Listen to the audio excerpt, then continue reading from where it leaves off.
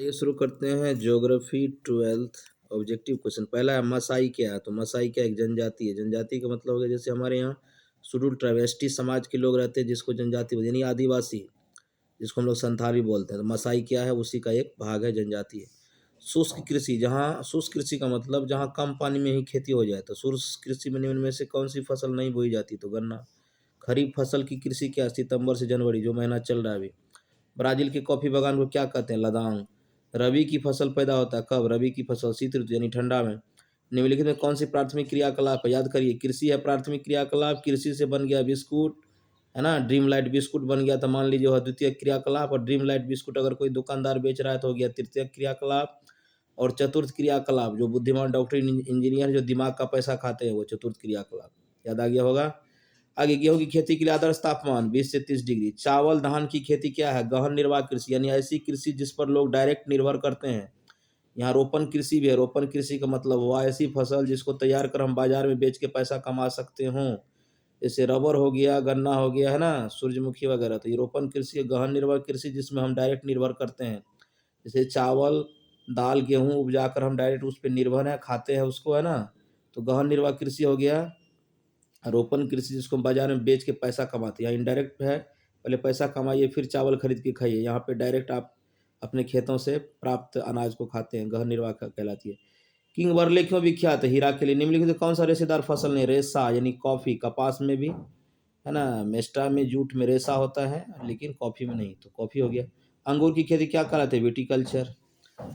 अगला क्वेश्चन में चलते 12 नंबर में, निम्न में कौन सी रोपण फसल नहीं है, चावल। रोपण फसल का मतलब हो गया जैसे रबर, चाय, गन्ना, ये सब रोपण फसल है। चावल रोपण फसल नहीं है, ये जिस पे हम निर्भर होते हैं वो फसल है ना, गहन निर्वाह कृषि में आता है।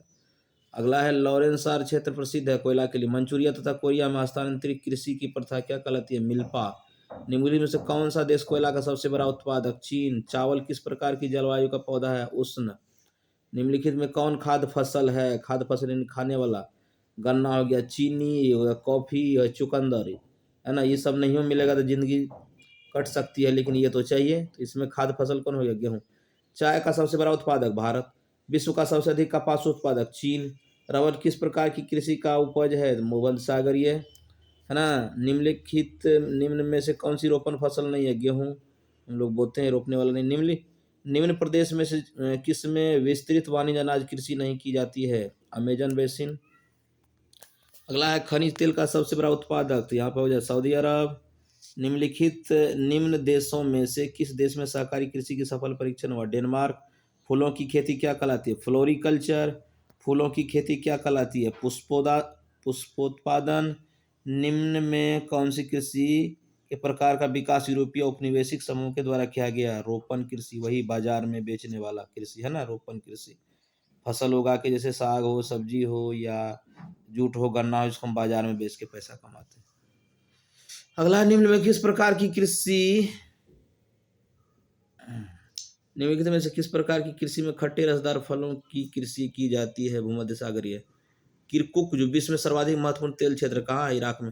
निम्न में कौन सी एकल कृषि नहीं है, डेयरी। डेयरी बताए थे, जैसे माल मवेशी के जरिए दूध निकालना, है ना, उसमें फिर दूध को जो है फार्म तक पहुंचा के उसको फिर पैकिंग करके बेचवाना, तो डेयरी कृषि है। रूर कोयला किस क्षेत्र में पाया जाता है, जर्मनी। चलिए फिर मिलते हैं अगली वीडियो में। Thanks for watching.